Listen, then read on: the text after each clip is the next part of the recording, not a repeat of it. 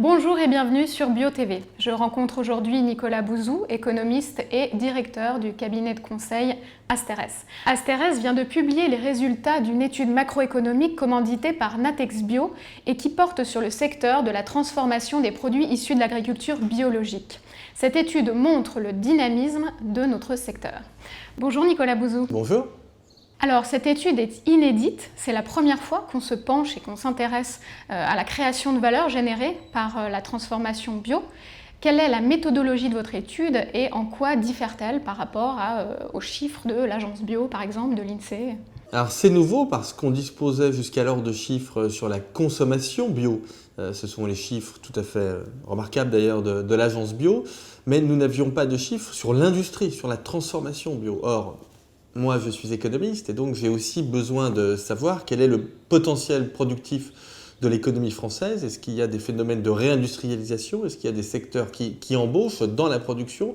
Et ça, nous n'avions pas de données. On imaginait bien qu'on était sur un secteur relativement dynamique, mais encore fallait-il l'objectiver. Donc ça a été fait grâce à cette étude qu'on a fait de deux façons. La première façon, ça a été d'analyser les comptes d'à peu près 1 millier d'entreprises, un petit peu plus d'1 millier d'entreprises qui font du bio, qui sont dans l'industrie bio. Et puis la deuxième chose, pour essayer d'améliorer, d'affiner notre connaissance et notamment d'avoir accès à des chiffres qui ne sont pas dans les comptes, ça a été de réaliser une véritable enquête, c'est-à-dire d'interroger une centaine d'entreprises, un échantillon représentatif sur leur recherche et développement, sur leurs exportations, sur leurs innovations. Donc je crois en effet que c'est une étude inédite sur un secteur en croissance et c'est très important parce que aujourd'hui, en réalité, vous avez deux économies françaises. Vous avez une économie française qui a des difficultés, qui dépérit, et vous avez une économie française qui est en train d'éclore, une nouvelle économie française. Et le bio fait partie de cette nouvelle économie française qui n'est pas bien suivie statistiquement, ce qui est normal. L'INSEE a été créé après la guerre et beaucoup de nomenclatures sont les nomenclatures des 30 glorieuses, ce ne sont pas les nomenclatures d'aujourd'hui.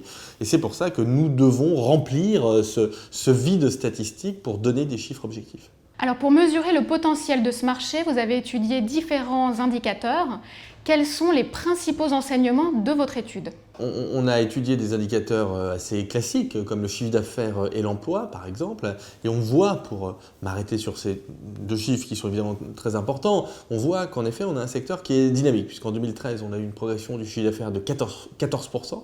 Alors, il faut quand même rappeler qu'à cette époque l'économie française était en stagnation, quasiment en stagnation, et le secteur de l'industrie agroalimentaire qui pourtant est structurellement l'un des plus dynamiques en France était lui-même en difficulté. Donc là on voit bien qu'on a un segment de l'industrie agroalimentaire qui tire. 14%, c'est quand même un chiffre qui est très important. Et on voit que c'est aussi un secteur qui recrute. À une période où l'économie française elle a plutôt tendance à détruire des emplois et où l'industrie agroalimentaire est dans une situation aussi au niveau de l'emploi qui est un petit peu délicate. Plus 3% en termes d'emploi, c'est quand même pas rien. Tout ceci pour arriver à un secteur qui pèse aujourd'hui à peu près 3 milliards d'euros. Alors, 3 milliards d'euros, c'est intéressant comme chiffre parce que c'est à la fois beaucoup et pas beaucoup. C'est-à-dire que, évidemment, c'est pas un secteur à 50, 100, 150 milliards d'euros. Il y en a beaucoup dans l'économie française.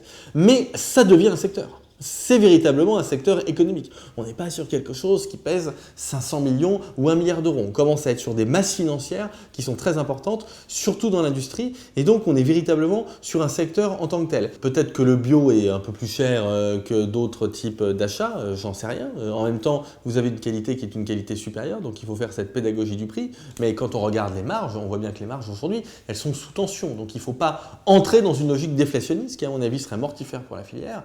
Il faut plutôt expliquer le fait qu'aujourd'hui, on est sur un secteur d'excellence, on a besoin d'investir, on a besoin de développer de nouveaux projets, on a besoin de sortir de nouveaux produits.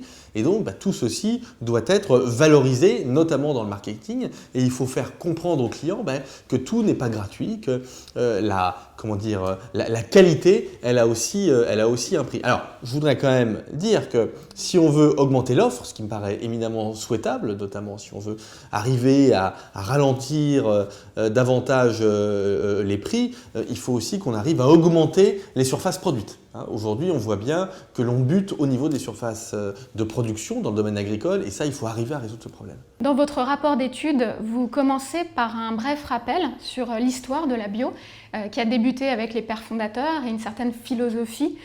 Comment est-ce qu'on arrive à passer d'une idée à une véritable économie, un véritable marché ? Ben, je dirais qu'il y a deux phases. La première phase, c'est que la demande augmente. Alors la demande de produits bio, elle a augmenté sous l'effet essentiellement d'évolutions sociologiques qui sont liées notamment à la montée de l'écologie, donc dans les années 80, avec une accélération dans les années 90. Donc d'abord, vous avez une demande, et puis pour répondre à cette demande, vous avez des entrepreneurs qui arrivent sur le marché, vous avez une offre qui se structure, qui se développe, qui s'industrialise, qui réalise des économies d'échelle, qui se diversifie.